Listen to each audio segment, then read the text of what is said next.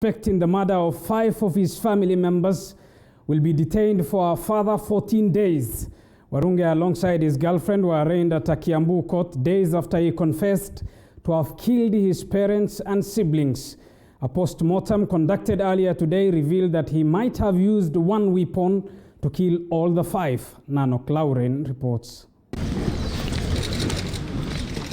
The prime suspect in the murder of a family of 5 in Kiambu will be held in police custody for a further 14 days to allow investigators to conclude the probe. Lawrence Warunge and his girlfriend Sarah Modhoni, the first and second suspects respectively, were presented before the Kiambu law courts, where Chief Magistrate Patricia Gishohi granted them the 2-week detainment. The suspects say they have understood the application and they have no objection to that. So in the circumstances, I allow the application for remand as prayed regarding the police stations indicated, and I remand them for a period of 14 days. The detainment orders were granted after investigating officers requested for more time to collect DNA samples and conduct mental assessments on the suspects. You have not completed the recovery of exhibits, Your Honor. You have not collected their DNA samples, Your Honor. We have also not conducted their mental assessment, Your Honor. And we are still retracing some witnesses, Your Honor. Lawrence confessed to DCI detectives to the brutal murder of his family members. The 22-year-old varsity student says he hit the heads of each of them using a metal bar, and immediately on becoming unconscious, he stabbed their chests severally with an aim to destroy their respiratory organs. A post-mortem on the 5 bodies were conducted to ascertain the cause of the tragic death.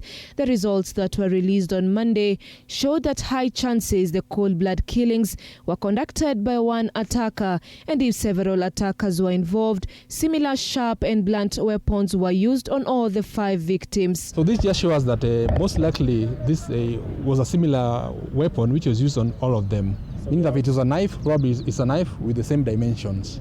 But I think it was one person. Among the 5 family members, Lawrence Warunge's father, Nicholas Warunge, and his son, Christian Njenga, received the most injuries.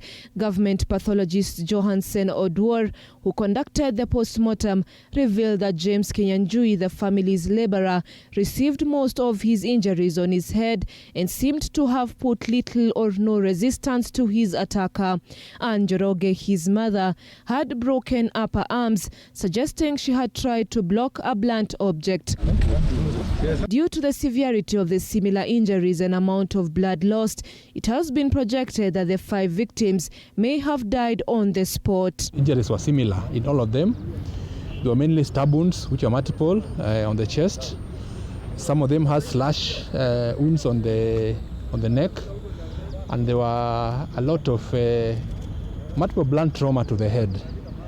So meaning that with that external finding, internally there were head injuries, there were bleeding, there were severe great vessels of the neck.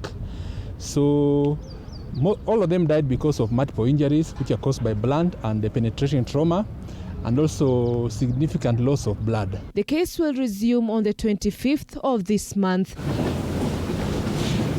Nanok Lauren, TV 47.